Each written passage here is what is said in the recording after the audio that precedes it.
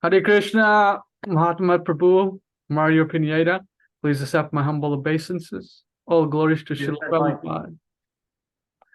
Hare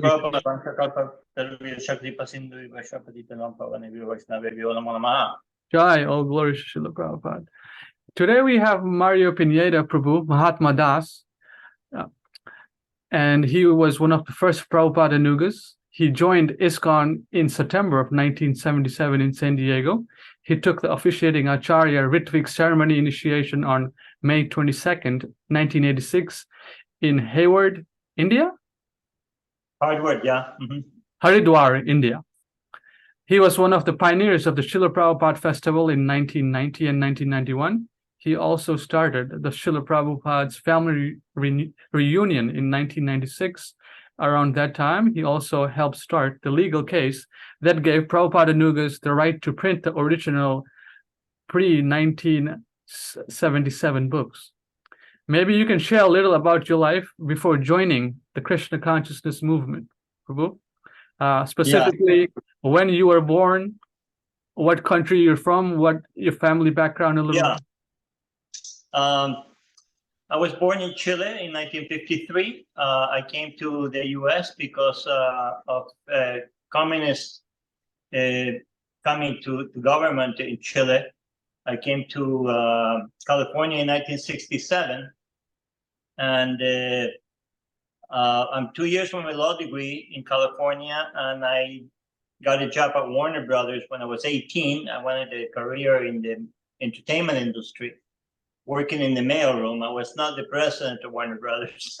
But in any case, I think before anything, we should say, Namo Vishnu Padaya Krishna Padaya Bhutale Srimati Bhaktivedanta Namaste Sarasvati Deve Gauravani Prasadne Nirvishesha Shunyavadi Jai. And Panchakalpa Tarubhyachat, all the devotees. Jai.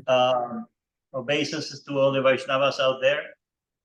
I have no qualification, of course, but by the mercy of Lord Chaitanya, he keeps pushing that I become part of his movement. So when Krishna pushes, you can't stop it. Yes. Win. Yes, yes. So yeah, so I came to California in '67, started working at Warner Brothers at 18. At 21, I left because of not knowing who I really was and what life was really for. My mother, its last name is Freire, derived from the word friar, which is preacher. So she comes from a line of Christian mystics from France. And she told me that she prayed I'd be a devotee or a mystic before she met my dad. She had studied to become a nun, but she decided to marry and have children. And so it's kind of in my genes. And I have a great uncle that was very influential in the birth of Chile. His name is General Raymond Freire. He was elected president of Chile 3 times in the early 1800s, and was articulate in liberating Chile from Spain, like that. So I guess that's why I have some political genes in me. Political is not good. It means material gain. So it's not easy. It has not been easy, even now, to live with myself. Right. Truth. So one question I have, you talked a little bit about your mother, and how about your father, Prabhu? Where was your... My father, his last name was Pineda, derived from the word pine tree. His family comes from Spain, from an area that a lot of pine trees grow. He ran the legal department in a big construction company in Chile that was responsible for building all the public schools in the country, and administrator because he was a CPA too. And he was a secretary to a presidential candidate. I found a card of his where he was a secretary. So he was involved in politics too. Although when he passed away in 1962, everybody talked of him as not being a political person, but a person that really cared. He was very humble, but he had a lot of capacity. He was very apolitical, you could say, but he had a lot of capacity doing a lot of things. Yeah, but he was. My mother is the one that has she has another name also, Lagos, which is also related to some political leaders of Chile, and she's the one that has the mystical genes, mystic being, of course, of the culture of God. So your father passed away, you said, in 1962? I was just 9 years old. Yeah. Okay. So did you have any other brothers or sisters?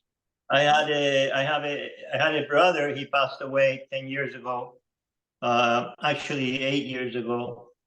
And I have 2 sisters. Everybody in my family, they're all professionals, doctor, and nurse, and mechanical engineer, and so forth. I'm the only one that didn't get a degree, but my mother and I got along very well. Like the family was divided. Where, we're the mystics of the family, and the rest are religious people, very good religious people, but they're not mystics. They're not really in the fire. Right? So, yeah. My mother passed away in 2009, actually, of Alzheimer's at 91 years old.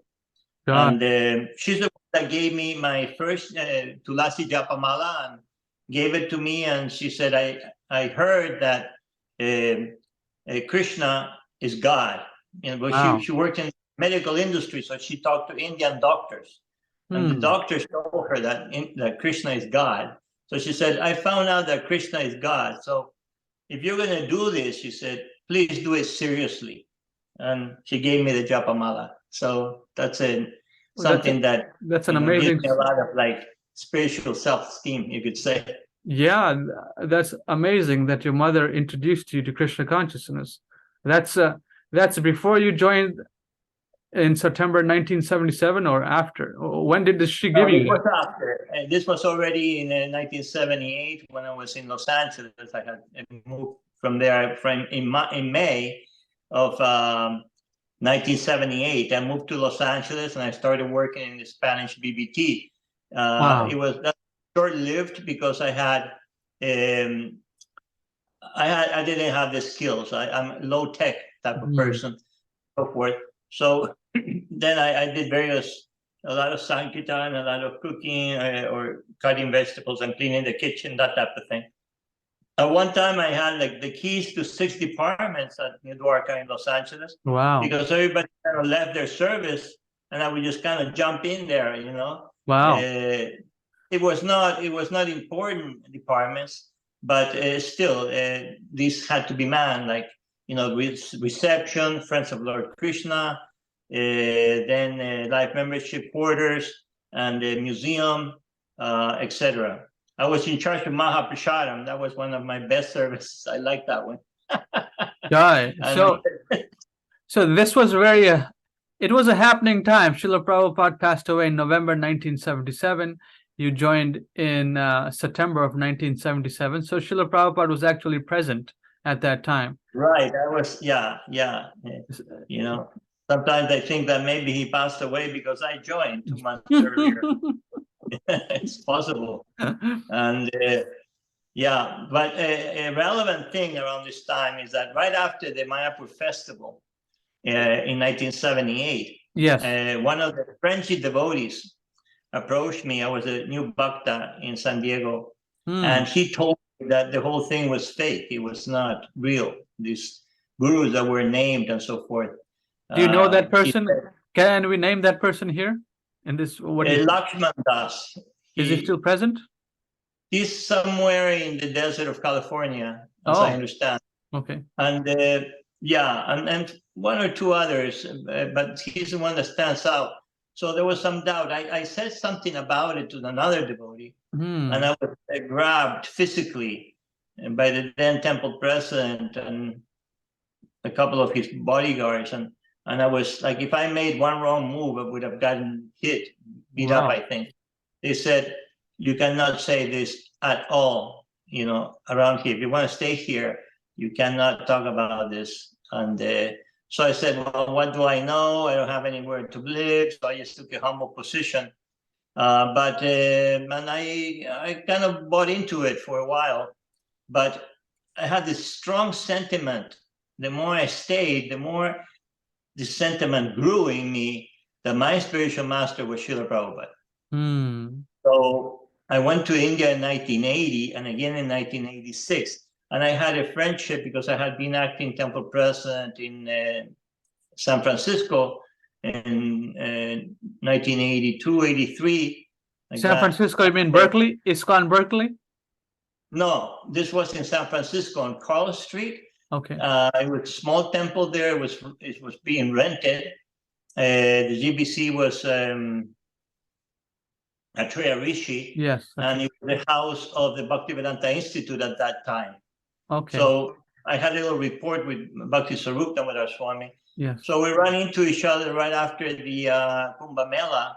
Achha. After I went all over South India to all the places that Chaitanya Mahaprabhu went to, I met with him after the Kumbh Mela in Haridwar.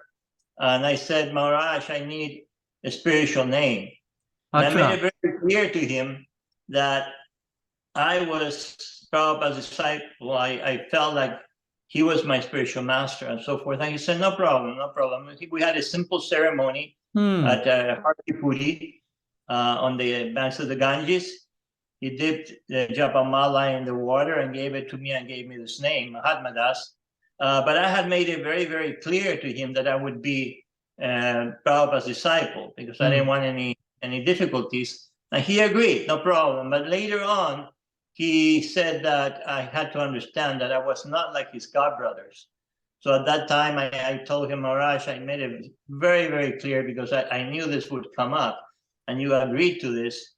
So then the relationship deteriorated. Yes. Was no longer, because I was not going to give up Srila Prabhupada for anybody. And so this was in May 22nd of 1986. So 9 years after I joined. And but I didn't know, it was mainly a feeling. It was, I didn't really know the philosophy, Guru Tattva philosophy as I know now. I've learned so much more since the things that transpired, the things Prabhupada said, the discussion that he had in 1977 with various devotees, the last will and testament, I didn't know about it until later, right? And then direction of management, the July 9th letter, etc. So, for example, in April of, although Prabhupada did say in a letter to Hansadutta, who had been making his Vyasa-san in Europe to be worshipped, as a Diksha Guru, Prabhupada wrote a letter, no, you cannot do this. You have to have qualification. You don't do this in front of your spiritual master also. And you need the training. So I'm hoping that by 1975, Prabhupada said, one of you may be qualified to, and I will select one of you. But there's a conversation between Srila Prabhupada and Tamal Krishna on April 22nd of 1977, where Tamal Krishna argues with Prabhupada that he knows that nobody's qualified, and Prabhupada agreed with him. Yes, a very powerful conversation. Yes, right. And then there's another conversation with Bhavananda on May 27th of 1977, where Bhavananda tells Prabhupada, Prabhupada, I know that many will jump to be guru when you pass away. That's the words that he used. Will jump to be guru. And Prabhupada responded, well, strict vigilance and good management is required. So that may not happen. Key point. Right. Yeah. So this is available. So I started learning about all of these things. Then the May 28th conversation, of course, was all about how are we going to conduct first and second initiations after you are no longer with us, right? That was the question. And he said, I'm going to select some of you to act as officiating acharya. Yes, officiating acharyas. Yes. And then Tamal Krishna asked, is that ritvik? Why? Yeah. Because Prabhupada had been training Tamal Krishna. He had been preaching to him about this ritvik. He was the only one that knew about ritvik, using ritualistic ceremony priests to help with the initiations after he would be no longer with us. So when Tamal Krishna, and the evidence is that Gauridas Pandit, who lived in my house for a whole year, he was managing the tape recorder, and his testimony is that there was about 25 tapes that were recorded, around that time, right before the May 28th conversation. And he would give the tapes to Tamal Krishna, but none of those tapes are found. The only that is found is the May 28th. So Prabhupada discusses that yes, it is ritvik, as Tamal Krishna had asked. And then Prabhupada, they talk, generally the guru selects somebody to be guru, and then there'll be grand disciples. But he said at the end of that conversation 3 times in the versions that I've seen, because there's different versions, because this has been doctored, unfortunately. Yes. With some ulterior motive. So Prabhupada says, when I order, you can be regular guru. He said that at the end of that conversation. Right. And he had already given the answer that he would select officiating acharyas or ritviks, right? For after he be no longer with us. Then after that, we have the July 9th, signed document by Prabhupada. And before that, we have the last will and testament signed on June 6th of 1977. In that document, of course, last will and testament is for after one has left the body. Yes. And Prabhupada, in his will and testament, last will and testament, he states that can be executive directors of the ISKCON properties, provided he is my initiated disciple. Yes.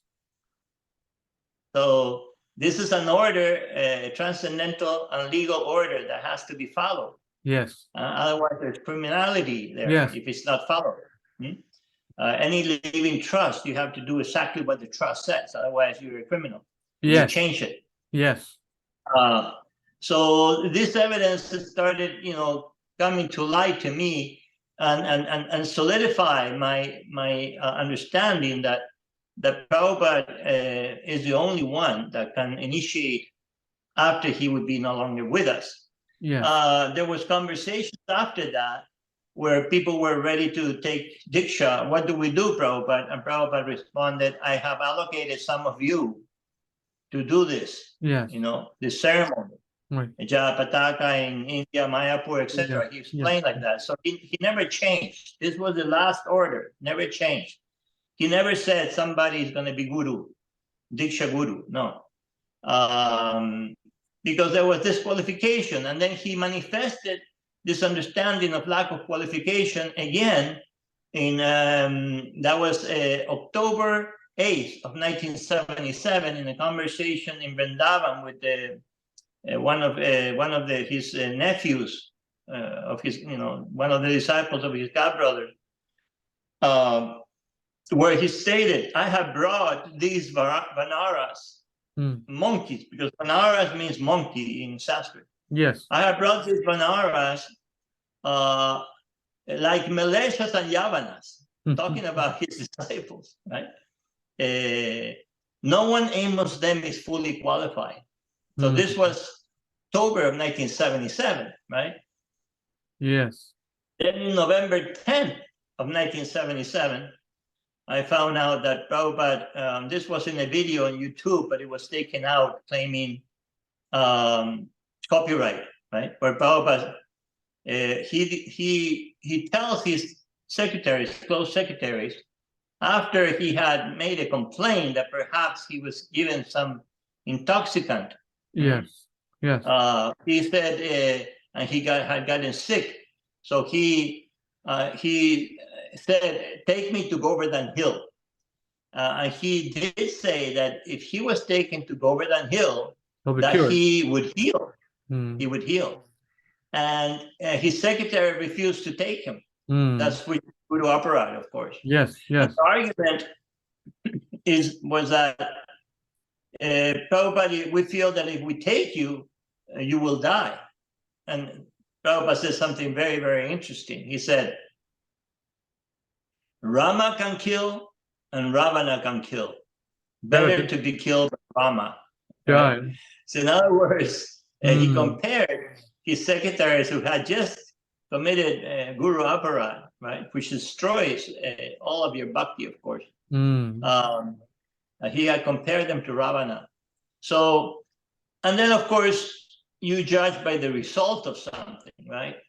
Yes. And we already know a very tragic situation with these originally 11 gurus, you know, that were voted in. Prabhupada said you are never to be voted in. And one thing that we should pay keen attention to is that the qualifications are not some whimsical qualification to become a Diksha Guru. You know, in the first canto of the Srimad Bhagavatam, text 7 in the purport, Prabhupada says,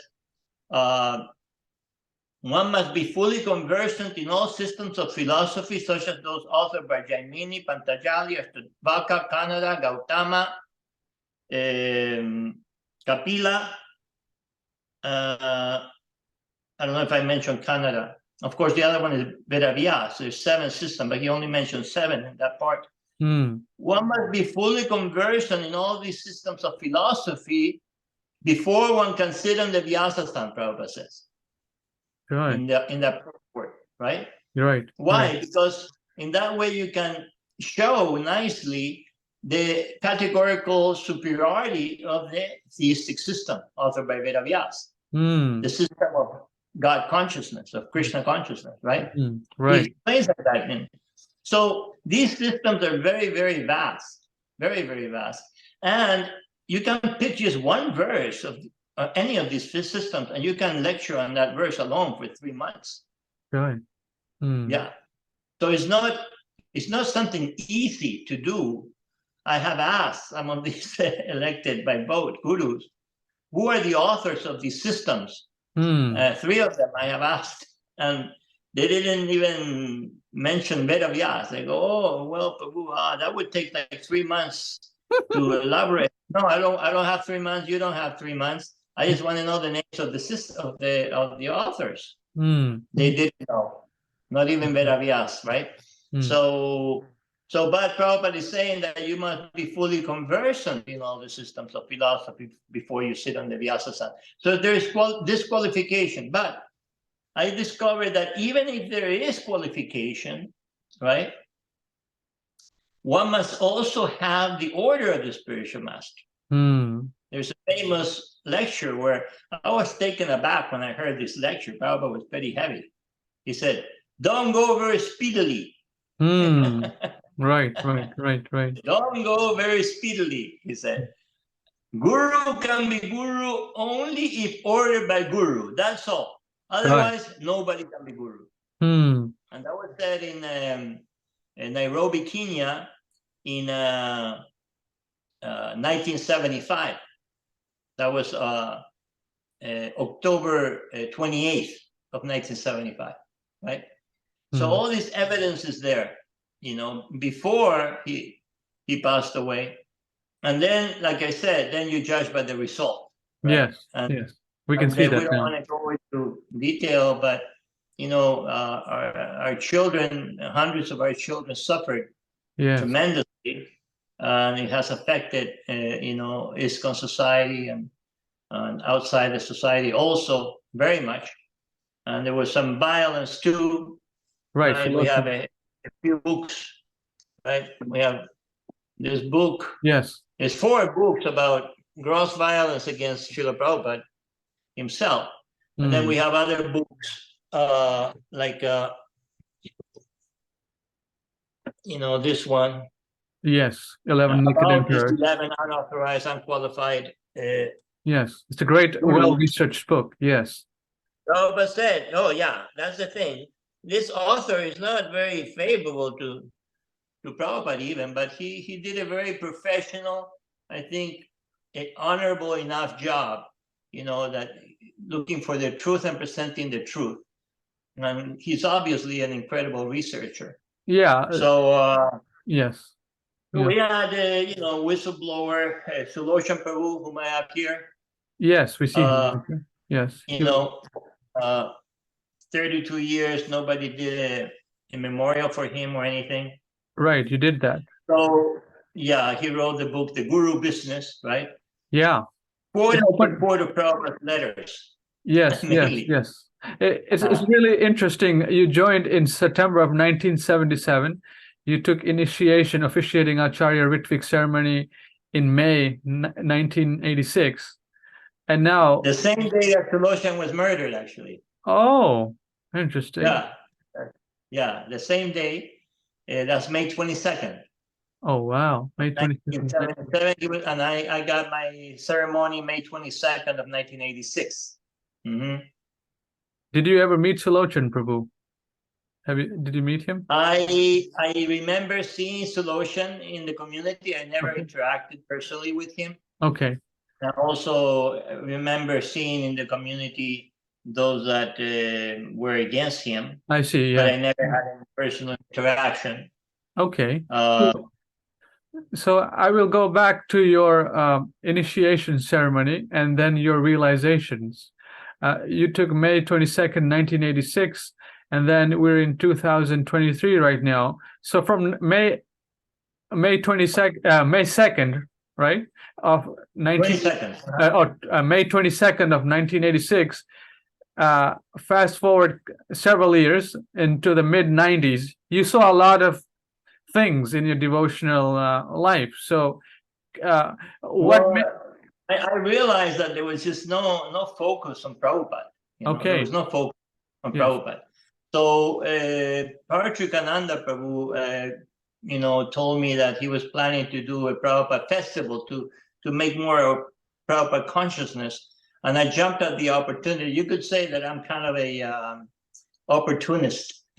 Sure, why not? I jumped at the opportunity. Yes. And we did the Prabhupada Festival in 1990 and 1991. He was of the idea. I was the main financial donor. And then also yes, the mechanics of getting it done. Yeah. Right. And then I realized that for 1996, for the centennial of Prabhupada, I had to make an offering to Prabhupada, right? So I said what to do for Prabhupada. And so it occurred to me that I should read the reasons for ISKCON. And I found out that within the 7 reasons of ISKCON, 4 of them, in other words, more than 50%, had the word unity, cooperation, unity, together, and Sankirtan, which means the same thing, together. Right. So then I realized that Prabhupada was trying to honor the order of Bhaktisiddhanta Saraswati Maharaj, that you form a GPC and that you push the Prishim mission in unity and cooperation. And to do this, Srila Prabhupada formed the League of Devotees in India, right? A very nice building, very nice fence, and big sign, League of Devotees, right? Prabhupada does everything perfectly. So, but his godbrothers, as we know, they were too busy in the courts fighting for property, for bricks and mortar, and for disciples and recognition and so forth, right? Which is a Vaishnava is never looking for these things, He's never looking for this recognition and so forth. So they didn't follow him. They rejected him. And then to the point that he said, now it's time for me to go to fulfill the order of my spiritual master, to preach in the English language.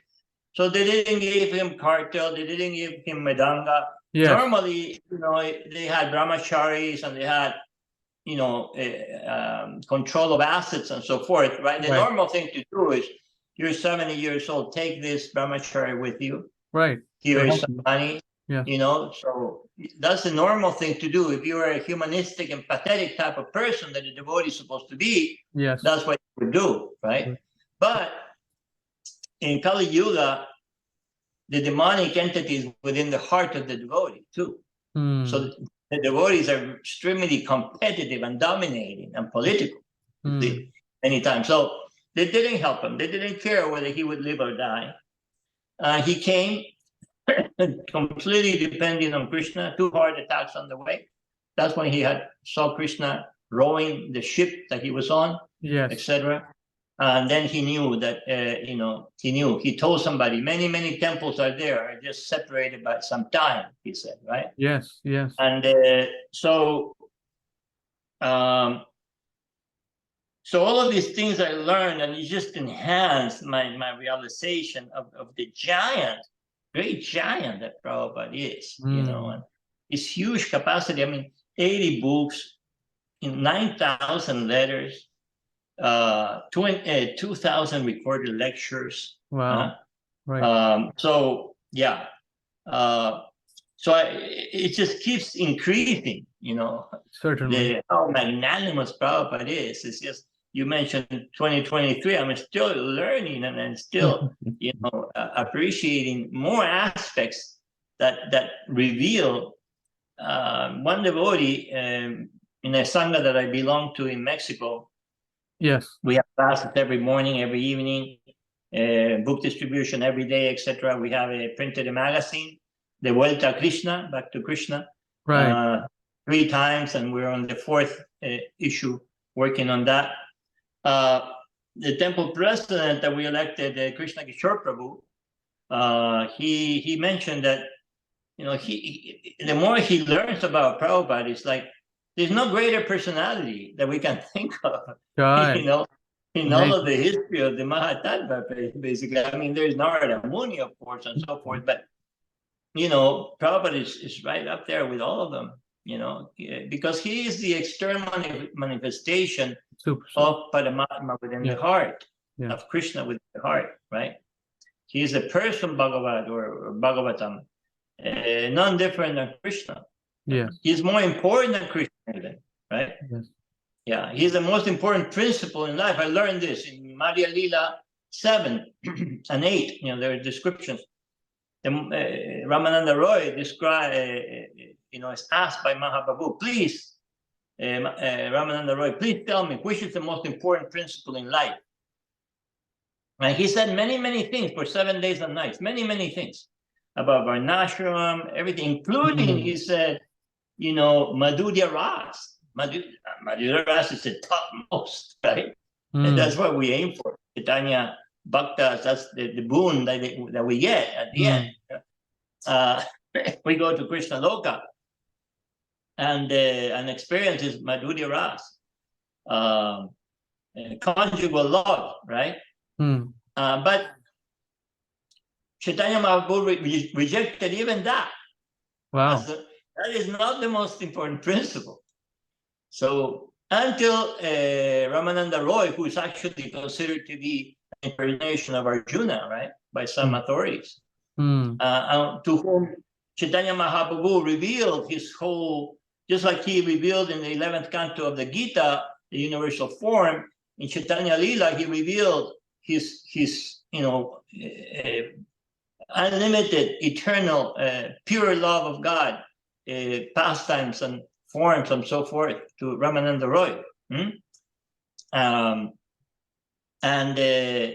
But not until Ramananda Roy said Sadhu Sangha was Chaitanya Mahaprabhu completely pleased. Yes. Now you have ascertained. Please elaborate. So I'm like trying to elaborate. So I have, I try to look Sangha in all of the books and, marking and reading and so forth. And actually the elaboration is that it's not that this Sangha that we may have between us. He described that this Sangha must be with a Mahajan, great personality. Great personalities like Narada Muni or Shiva, etc. Right? There are 12 Mahajans. So must be a great personality. So this means that we must identify the true bona fide spiritual master in the Sampradaya and then make our life and soul his loving service. That becomes very clear. Okay? Mahajan is equated to Siddha, which is perfect. Uttamamidar Adhikari, topmost level of devotion. Mahabhagavat, totally surrendered to Krishna. Great, great, great personality, right? So this is what it means. So as I'm, I said, okay, I'm realizing that Prabhupada wanted unity and cooperation towards trust and love. Yes. What pleases any father, including Krishna, is that, of course, or a mundane father, that his children be united, that they don't fight, that they cooperate with each other. Yes. So I compiled everything that Prabhupada said on unity and cooperation, and also good management and personal ambition. And in 1996, we had the first Prabhupada family reunion. Over 400 devotees showed up. Wow. I rented because we don't do anything. The Baha'i headquarters in Los Angeles, the whole building, huge auditorium, huge kitchen, everything. Everybody was very comfortable. So, and I arranged for 118 awards made out of redwood and bronze, and with a picture of the lotus feet of Prabhupada, to show some goodwill, to show appreciation for the service of the devotees. But they were not able to appreciate, the bulk of them. Some people thought that I was trying to churn support, so I may become the temple president in New Dwarka. Oh, interesting. Never. It's just not me. I'm happy with just being supportive. Just now I'm having to take another position, just like when people didn't man the different departments in New Dwarka, I would step in and do the service that needed to be done. Right. So now that's why you're interviewing me, by the way. Thank you very, very much for this, because I want to get this message out, and you have been helping other devotees do the same thing very successfully, interviewing, senior men and so forth. So that's very good. Thank you. Jai. So Prabhu, you've helped out Srila Prabhupada's movement since 1977, San Diego, joining, visiting India, getting the ceremony, various services in Los Angeles, Prabhupada Reunion Festival, and all these wonderful things. Now, how old are you, if I may ask, your material body? I just turned 70. You turned 70. Okay, so your mother lived till 91, so at least you have another 70, 80, 90, 21 years. Never know. So what are you? I look 60, so. So what you mentioned a couple of things that I've picked up, that Prabhupada was never in the center, but now we have all these wonderful devotees who are basically on the same line of thought, and they're individually preaching. We have yourself, devotees in Mexico, we have Yashodanandana, we have Vishwakarma, we have Ishan Prabhu, we have that devotee in Trinidad. So we have devotees in the United Kingdom. So it looks like the preaching mission is getting on track now. A lot of. It's very, very encouraging, because it was very lonesome. From May 22nd of 1986, ritvik didn't really get going until the late 90s. It was pretty lonesome. But I never felt alone, never felt alone. I don't know. It's just once you have like that appreciation for Prabhupada, you just don't see anything else, Yes. It's just like you don't see any of the stars when you're looking at the sun, right? So you're appreciating the sun, and that's it. So, but it was a little lonesome, and it was very encouraging when a lot of devotees in Bangalore, by Madhupandita and Chanchalapati, they were initiated ritvik ceremony. Very encouraging when Krishnakant Prabhu of ISKCON IRM had them read the final order and convince them, right? And of course, some of these devotees say that they started the ritvik movement. Interestingly enough, there's devotional service thieves around, but hey, it's Kali Yuga. Prabhupada said we should consider ourselves fallen, rotten, right? So it's like normal, Right, it's normal. But we have to, one of the things that I've noticed, however, is that this unity and cooperation has not been studied, and unless so has it been practiced, you know, because especially if we have some little success, you know, this competitive dominating type of personalities, right?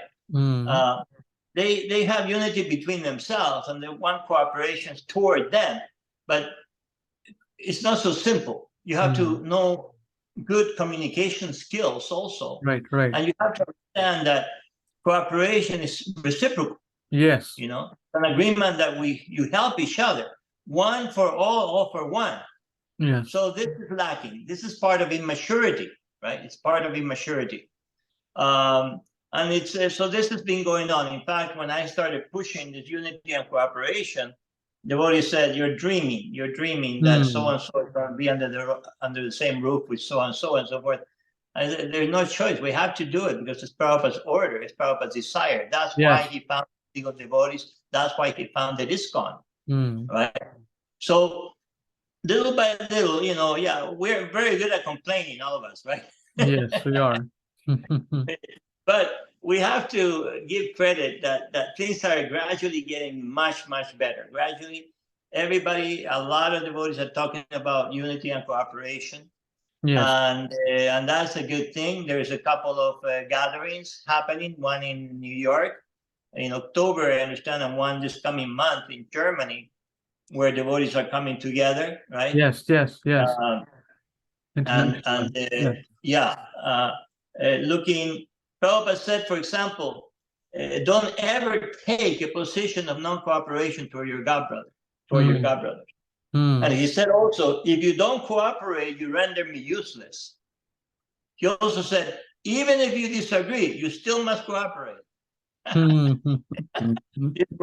Only from Prabhupada these things can come, right? You're right. And it makes total sense. So this is the attitude. So some devotees have really becoming aware, and they're you know, entertaining this idea, toying with the idea of like coming together. I don't. Of course, we're not completely purely motivated. Right. You know, it's in part, I think, in great part, we want more cooperation toward our sangha, what we're doing, right? Right. This thing is that what we're doing is the most important. Yes. But it's encouraging nevertheless. Then I discovered another thing. I discovered that Prabhupada, he didn't elect any gurus because nobody was qualified.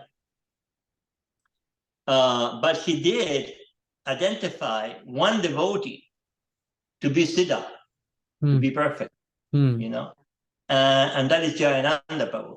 And that's another thing that we have to catch up to, you know. Prabhupada said, Jayananda is my ideal disciple. I am so proud to have such a disciple. And Jayananda was walking with Prabhupada and other devotees. And one devotee asked, Prabhupada, who is the first disciple that you had that helped you distribute books? So he turned to Jayananda Prabhu. I have his picture all over my altar here. Yes, you see him. Yes. Yeah. And Jayananda responded to Prabhupada, I don't know, Prabhupada. I don't know who helped you. And Prabhupada said, you helped me. So you're the first one that gave me $5,000 to print my books. Like that. And Jayananda, you know, he was just, once time he was asked, you know, because some devotees are obsessed with this idea of being advanced, you know, right? Although Prabhupada said, consider yourself rotten, fallen, be careful, you're dealing with Krishna. Prabhupada said like that, with tears in his eyes, because he knew that we were puffed up, and he knew that a puffed up person suffers a lot, and that ached Prabhupada's heart. So with tears in his eyes, he said, please consider yourself rotten, fallen, right? So we have difficulty with that. I lost train of thought here, but we have to be humble. But and that's where Jayananda gave a very, very good example. When he was asked, for example, how to become advanced, right? He said, I don't know, Prabhu. All I know is that I have to serve Prabhupada. So that's the answer right there. When you are advanced, you serve Prabhupada. You know nothing else. And that's how Jayananda was. Everybody wanted to be around Prabhupada with their dandas and so forth. And, you know, I'm close to Prabhupada and so forth. And when Prabhupada went to San Francisco, Jayananda was nowhere to be found. He was a temple president. And so Prabhupada would ask, where is Jayananda? Oh, Prabhupada, he's fixing, you know, the brakes of a van in the driveway right now. and Prabhupada said, tell him to come. So later on, you know, Jayananda would show up. Jayananda had the biggest stout body. Prabhupada said, look at Jayananda. He's like Chaitanya Mahaprabhu. Very sweet. And I've been meditating about, you know, about this. Why is it that Jayananda did not present himself before Srila Prabhupada? And I think it's because he felt like, I have no qualification. I'm a rotten, fallen, no good. I have not even a drop of love of Krishna. How can I go before him? You know, he felt embarrassed, I think. And that's why he stayed away doing service until Prabhupada called him. Prabhupada liked this. So when Jayananda passed away, May 1st of 1977, on May 5th of 1977, Prabhupada wrote a letter and signed it. And at the end of the letter, Prabhupada concludes that without any doubt, Jayananda went directly to Krishna Loka. Right. You know, yeah. Amazing. And on May 11th of 1977, Prabhupada wrote another letter, and he said that the picture of Jayananda should be on the cart. I'm not completely sure, but I know that in this letter he said that the example of Jayananda, of meekness, of humbleness, that means all you know is your spiritual master and nothing else, should be followed. Prabhupada said, everybody should follow the example of Jayananda. I don't know if it was in this letter or another, I don't recall now, but he also said his picture should be on the Lord Jagannath cart at every Rath Yatra. That's extremely significant. Yes, yes. And more significant than this, you could say, is the fact that Prabhupada also said that his name should be in the Vaishnava calendar, you know, to celebrate his going back to Krishna Loka. Wow. Amazing. Why is this so significant? Because the Vaishnava calendar is reserved only for siddhas, for perfect devotees. So this is the evidence that Prabhupada considered Jayananda a perfect disciple, a perfect devotee. Right. So, but this order of from Prabhupada, that we follow his example of meekness and humbleness, we have not done. We have not done. There's been some effort to do maybe 1-2 feet by 5-6 feet tall little memorial in Mayapur, and it was not honored by ISKCON. And I've suggested to our God brothers in Bangalore that they do something, they build some temple near where Jayananda used to preach, that little thing. Jayananda is very humble, so we should not do something against his personality, right? Very little, 1-2 feet wide, square like that, 5-6 foot tall. Right. No, Jayananda, well, that would be very appropriate. But of course, most appropriate is to study his meekness, his humbleness before Prabhupada, and try to reflect that. And Prabhupada said, again, everybody should follow the example of Jayananda. I've asked devotees, one lady, she was supposed to marry Jayananda. And this lady, I asked her, I jumped at the opportunity, please tell me in a few words, who was Jayananda? She said, Jayananda is a humbleness personified. He had this quality, Prabhu. Other devotee tell me that when he was around other people, even new bhaktas that were intoxicated and so forth, he always acted as he was inferior to all of them. You know, that everybody around him was superior to him. Very nice devotional quality. So we have failed unity and cooperation, good management, personal ambition, and we have failed about Jayananda. But again, we have to recognize that now the devotees are talking about it. Right, it's in progress. Yes. Yeah, yeah.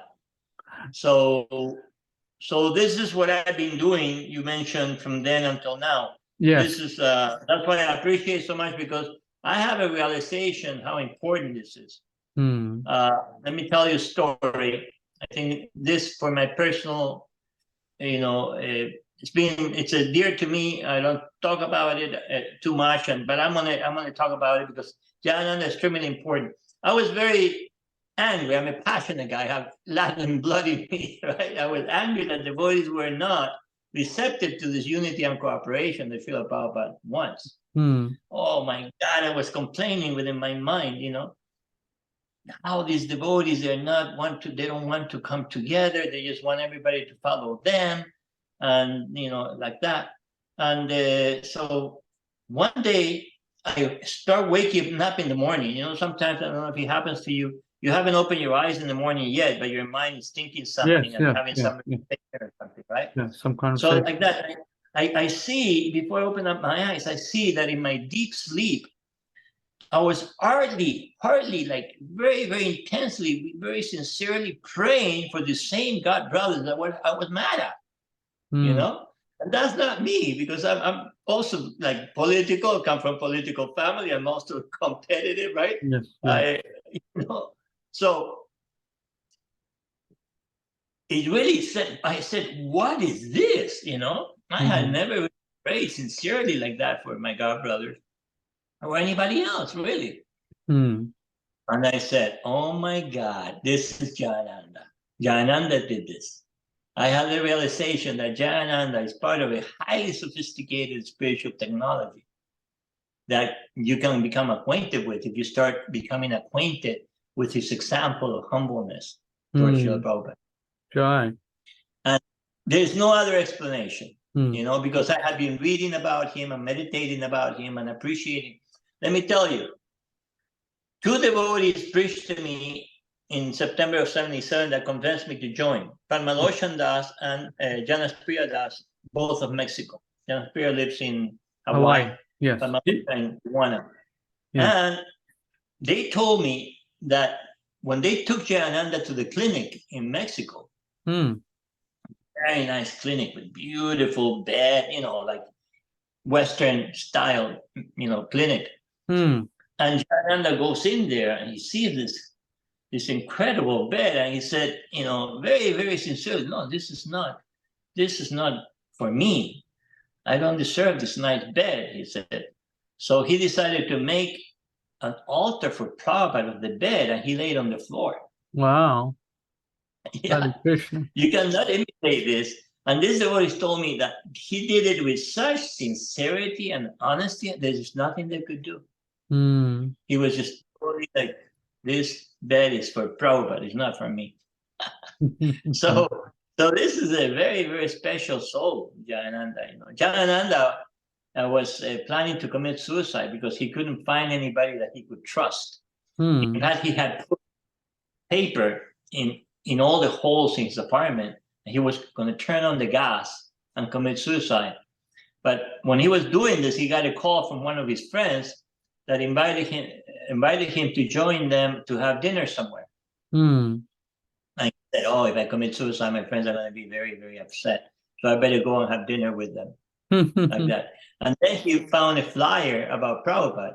And when he went before Prabhupada, Jayananda relays that immediately he said, this man will not cheat me. Jayananda's realization. This man will not cheat me. This man is honest. Yes. Right. Talking about Prabhupada, of course. And that's what made him surrender. Of course, Jayananda, before that, he was 4 years old, and he was taken to the church for the first time. So he was walking on the seats, being a little kid. He was walking. He was like looking this way and looking that way and everything. And his family said, hey, settle down, what are you doing? And Jayananda responded, where is God? Where is God? This is a symptom of a great, great, great soul. Because great souls are predicted, they're born in a family of Vaishnavas, and they show symptoms of devotion, of looking for God at a very early age. Prabhupada, at 5 years old, he had the Jagannath, Lord Jagannath's festival, right? Lord Jesus, 8, 9 years old, he was impressing big religious authorities in Jerusalem with his. So Jayananda, the same thing. So this we have to do also. My realization, if we don't do the unity and cooperation and the example of Jayananda, and also nature, rural community, or some sort of connection with nature, if there is no connection with unity and cooperation, Jayananda, and nature in some way, there is no way that we can get out of the mode of passion. That's no way. So why? Because actually we're committing guru aparad if we don't push unity and cooperation, and if we don't push the example of Jayananda and try to live it. So how can we get out of ignorance and passion if we're committing a guru aparad? Yes. So this has been my latest thing, realization I'm trying to push. And I'm very fortunate, finally, I found young devotees, not senior devotees. They say that it's very difficult to show new tricks to an old dog, right? So maybe it's that, but the senior devotees have not been now they're becoming a little more, but it was new devotees, like in their 20s and 30s, that I found in Mexico that are, they have isolated a domain name, Jayananda Prabhu. They're going to do a very nice website. We're going to increase the Wikipedia. There's hardly anything there, just like this much on Jayananda. There's a devotee writing a book. And so these devotees, I found they're receptive. They had Prabhupada's, Jayananda's picture for the initiation ceremony, ritvik initiation ceremony that they had down there, and so forth. So I'm supporting them. I'm advising them, general supporter, and they have morning and evening program. Yes. They've had 2 ceremonies already of initiation, first and second initiation, book distribution every day. Wow. We have a temple commander now. We're getting a building. We're getting a print machine. Print magazines, books, right? Yeah.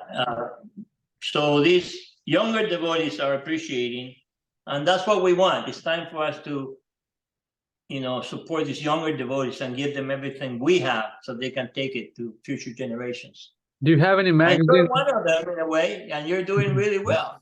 It's I really admire the fact that you've done all these interviews and so forth. Right. Yes, Prabhu. Do you have any magazines of the devotees that you helped with publishing and printing? Do you have any you can show devotees here? No, I don't have it like right here. But okay, no problem. So you can share the website and the WhatsApp group information. The website for the Sangha is Nueva Gokula, or New Gokula in Mexico. It's www.harekrishna.mx for Mexico. And so they can go there.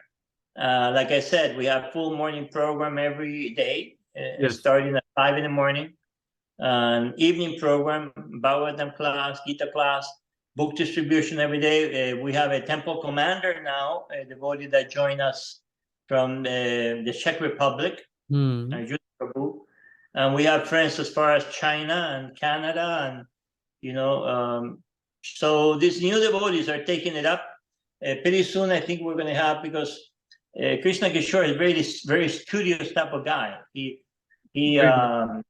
a civil engineer, and then he taught himself computer science and artificial intelligence and all this stuff. Yes. And so he's making like Guru Tattva teaching, Bhagavad Gita teaching, Bhagavatam teaching, and the devotees have to be there chanting their rounds in the morning. Ideal example. Learn the Sanskrit, Yes. Yes. Otherwise, they cannot be recommended for initiation. And since he's studious type of guy, he's attracting like people that are just about to become psychologists or studious type of people. So that's a good thing. Right. So Krishna Kishore is the president, right? And yeah, we elected him president. We're in October is going to be 3 years because we're following the direction of management. Acha. In October, and I'm like an advisor, a general contributor, Okay. and his wife is secretary, and Arjuna Prabhu is the temple commander. And we elected him president, and in October we're going to see whether he's going to continue to be president or not. Okay. His wife would make a very good president too, but we'll see. We're not there yet. Yeah, I've seen the wonderful pictures of the devotees in Mexico, Krishna Kishore, his wife, all the younger devotees. Yeah, I'm very enlivened seeing that Yeah, they're doing all that feasts, the wonderful feasts. yes, every day. So just like when you're in a temple, how it's supposed to be. yeah. Because of the time factor, at one time they asked me, okay, you're going to have to lead Mangalarati at what time? 1:30 in the morning. Oh, Lord. Okay. You cannot say no. It's for Prabhupada. So there I was, getting up at 1:30 in the morning to lead Mangalarati and so forth. And of course, that's really, really, really good for you, right? And yeah, they kept, Krishna Kishore, he keeps raising the challenge. Like, yes, raising the bar that you have to jump over. And that's a good quality. So we're very encouraged, and we've done 3 magazines already. We have the trademarks. It's called Back to Krishna. And another thing, I don't know if you mentioned that I help with how I helped so we could get the rights to print the original books. Yes. Everything was ready, including $100,000 were put aside to defend Prabhupada's original books. But nobody would go downtown LA and look for the original corporation papers of the BBT and ISKCON. So I decided to do that, and I did copies and then certified and paid the $45 for it. I did that, and I gave it to Bhima Prabhu, and then they went to court and so forth. Of course, that's when they said that Prabhupada was a hired hand writer, and not the author of his books, which is what the BBTI has officially in the copyright right now, that Prabhupada was an employee and not the author of the books. And that way they can change the books any way they want. But I'm glad to say that recently I was articulating in there was only 12 original books that were low tech. They were in the clouds, in the technological clouds, right? You understand that. Younger people know more than, I just know the rain cloud. But this cloud is supposed to rain Prabhupada's mercy all over the universe. So this one devotee approached me. He had 12, and I had 25 original books, and now we have over 100 scanned. Very, very original. The same ones that were in the Library of Congress and so forth. Achha. Yes. You were instrumental in that. You were very instrumental too. You helped. You see, that's the power of this unity and cooperation. Remember, you send your books here, and then we send them back. And yes. This unity and cooperation, and it's not we don't agree on everything. No, we don't. Yes. But we're following this idea of Prabhupada that we have to cooperate even if we disagree. Right. And guess what? Now we have 100 books, truly original, because some of the books are not completely original, are being sold as original, but they're not. Yes. These are truly original. And so these things can be done when there is this understanding of tolerance and patience and unity and cooperation. Prabhupada called it unity in diversity. Yes. Yeah. Yes, Prabhu. So if someone wants to help with what you're doing, how would they contact you? Well, mainly the website. My email is servant1008@gmail.com. But then we have the website for the Mexican Sangha, the headquarters there. Like I said, harikrishna.mx. And I should add that now I'm in I was 54 years in California. Now I'm in North Florida. Yes. Just an hour from Alachua. And I've gotten here 3 properties. This is very, very ideal place for a rural community. We're not thinking of something big. We want trust and love amongst the devotees. And so we cannot expect a lot of people to. Yes. We start with that ourselves, right? So, right. But you can get a piece of land here for $3,500. Interesting. Wow. Yeah, $6,000, $9,000, $10,000. Nice piece of land where I lived. I was trying to do agriculture. There's only 4 inches of rain. Here I have 50 inches of rain. Yes. So I can, I can plant, month after month. I can plant corn and potatoes and tomatoes, and so it's very suitable. You can get a house, solid house, made out of bricks or cement blocks. Yeah, you need to upgrade them and so forth, but you can get a house for as little as $35,000, $40,000, 42. There was one house around here. It was a mobile home, a large one on 5 acres. 3 of the acres were planted with pine trees. It sold for $30,000. That's an amazing, amazing. And in this area, there is no bear, there is no lion, there is no threats like that. There's no alligators. Alligators are in Gainesville, believe it or not. The most concentration of alligators is in Gainesville. And one thing I found out, that in the rest of the country and the rest of Florida, the water and the soil and the air are contaminated. In this area, they're not. Interesting point. This area. Wow. This is near the city of Live Oak, the town of Live Oak. Okay. And Jasper, and also another town called Madison. So the devotee is interested in becoming self-sufficient. You have your own well, you have your own solar, you have your own food, you have a cellar with food stored for 2 years and so forth. If you want that lifestyle, then you contact me. Servant1008@gmail.com. If you want to get out of the mode of passion and come to the mode of goodness, the rural community is the way. Prabhupada said that a nuclear exchange with China cannot be avoided. And he said that Los Angeles will be rubble and twisted metal. And there is still time, but time, of course, doesn't stop, right? So, yeah, I'm just looking for 1 or 2. You don't want numbers, you want quality. Devotees that understand that this being a Prabhupada follower means that we have to unite and cooperate and develop trust amongst each other. All for one for all. And we can have a really, really nice rural community. The local people are wonderful. I took the time I saw my neighbor, he's building his own house with his wife. They're both seniors. They're doing the work themselves. So I bring them watermelon, right? And then I saw they have tomatoes and they had some blueberries and the insects were eating those. So I went over there and I put some neem oil on them, like that. And so you make friends that way. It doesn't, watermelon is only $5. Right. The other, you make friends that way. And then I needed to do some work, and they have these like $100,000 machines to do all kinds of work, like heavy tractors, because you need it because it's jungle here. Gotcha. And I said, give me a price. And I said, let me ask my wife.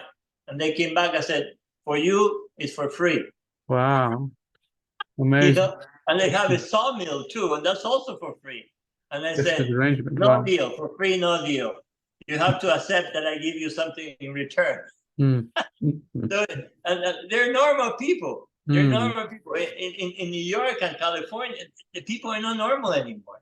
Yeah, you know, lived there. here, Wow. people open up the door, they say, thank you, yes, ma'am, yes, sir, thank you, you're welcome, can I help you? You know, everywhere you go, there is a clean bathroom. In every gas station, Wow, there's amazing. it's, yeah, people, let me tell you, I was shocked when I first came here.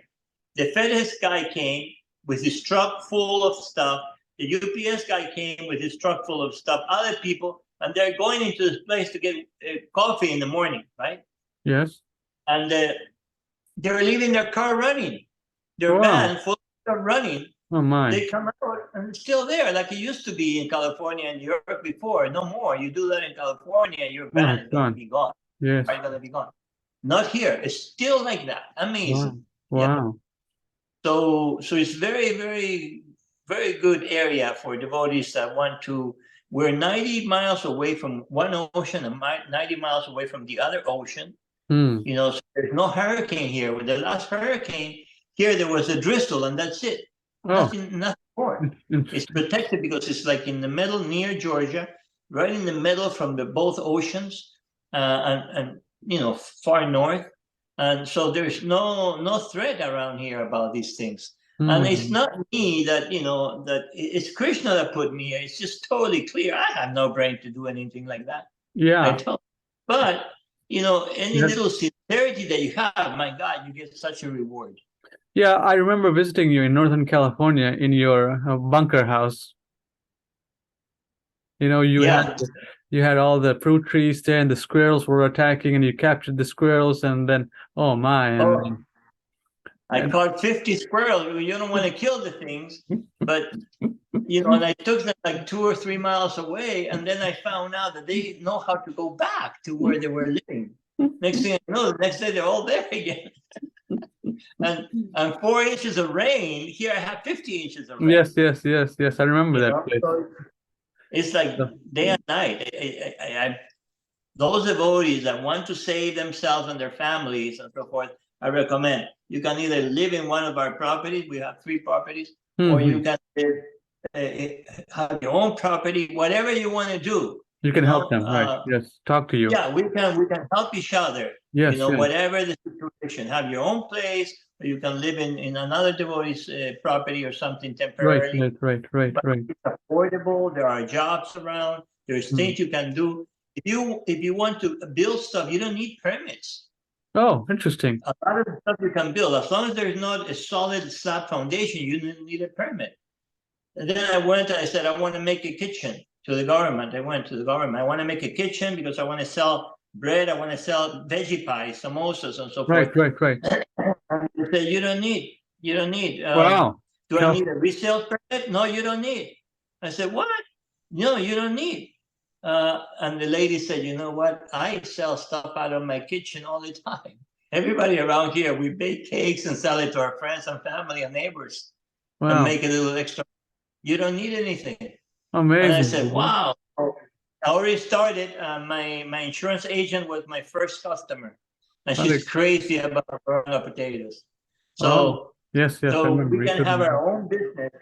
You know, we don't need to go out and work. We have our own business. Veggie pies, so samosas and other prasadam, and we can sell it amongst the people that we interact with, you know, the receptionist, my doctor, and so forth, in 3 different towns, and we can, it's really a wonderful thing. How far is the closest supermarket from where you are? We have a Publix 11 miles from here, and right across the street is Lowell, and then we have the Walmart another 3 or 4 blocks away from there. Okay, that's 11 miles from here. Yeah, okay. So not so bad. We're not far. And all kinds of banks, all kinds of other. And since you don't need a permit, you have people all the time along the road selling the stuff. You know, peaches, peanuts, whatever. There's one guy that has like exotic meats. He has alligator meat. He has snake meat. He has that's a meat guy. You know, so we're gonna have veggie pies. We're gonna have different. But everybody's selling everything. No need of permit. No need of this whole health department hassle and all that. Yeah, amazing. Any cows there in your area there? A lot of cows around here because, Florida, with so much rain, there's a lot of grass. So that is a fortunate thing on the one hand, and it's an unfortunate thing on the other hand, because at the end of the day, they end up going to slaughter. I see. Right? Okay, I see. But, and there are certain rules. You cannot have like raw milk in Florida. Oh, you can. But you can have your own cow. Okay, then you can No drink problem that. So, okay. You can drink that yourself, your family, like that. You cannot sell it, but you can drink it yourself. Okay. So it's very, very favorable in regards to all of these things. It's Krishna's hand. I'm just, it is obvious Krishna is doing everything. Right. Yeah. It's a good location. So I just need one or two families, husband and wife with a small child or something, ideally a little younger than I, but we're welcoming seniors too. I have Anubabananda here, and we have room for, to take care of another senior devotee. We're expanding this house, and then, so we may take care of one or two more senior devotees that need care. Sure. And then the younger ones, they can work in the land and build. Right. There's a lot of facility there. The soil is fertile. There can be online businesses that they can open, as well as preaching, book distribution. They can make their own field of. They can practice being brahmanas, being independent. Yes, definitely. Whatever they want to do. Prabhupada, he was not always like trying to control or trying to manipulate people. He said, what would you like to do for Krishna? Yes, you totally. That's what we want. We want devotees to be happy doing what they need to do or want to do, and support them. Not that, we have to dictate to them and manipulate them to do what you want. No, everybody's different. Yes. Right? And so that's the idea here. Of course, we don't want devotees that have, that want to exercise their addictions or something like that. Not drugs. That's on the face of Srila Prabhupada. But we're not fanatics. There's Vaishnava Brahmana, and there's different types. We're not all equal. We can all take our position, and we can all support each other. Yes. All right, Prabhu. Thank you very much for explaining all this realizations from 1986 and 1977. So it's been wonderful talking to you, Prabhu. Thank you so much. No problem. I've known you for some time now. I visited you there in Northern California, and then you said, I'm moving to Florida. I was like, oh, it's a great move that you did. Now I'm seeing you in Florida, so I have to come visit you soon, I guess. Definitely welcome. Everybody's welcome. We've had a few devotees come. Other ones are booked to come, one for a week, another one is coming in March and so forth. From Canada, and some are coming from Mississippi. I joke around that I'm here because of my wife. My wife makes 50% of the decisions, and the other 50% she also makes. So we'll come when she's not there. No, her family is on the East Coast. I'm not close to my army family, and in her case, all her family are devotees. And she's from Trinidad, right? Huh? She's from Trinidad, right? Oh, Mauritius. From Guyana. Oh, Guyana. India. She was a pujari for 15 years. Excellent cook. I went from 200 pounds to 225 pounds. I'm trying to get back to 200. Difficult. But and so that's why we're here. I see her family and friends, and I thought, okay, here's my opportunity to move somewhere where I can cultivate the land, live in a rural community area, and which Prabhupada wants. So there is no big city around here except beyond 90 miles or 80 miles or so, and there's no military bases around here either. So it's an ideal situation. Okay, Prabhu, thank you very much. Thank you, Prabhu. We'll publish this video. Namo Namaha. Hare Krishna. Hare Krishna. Haribol.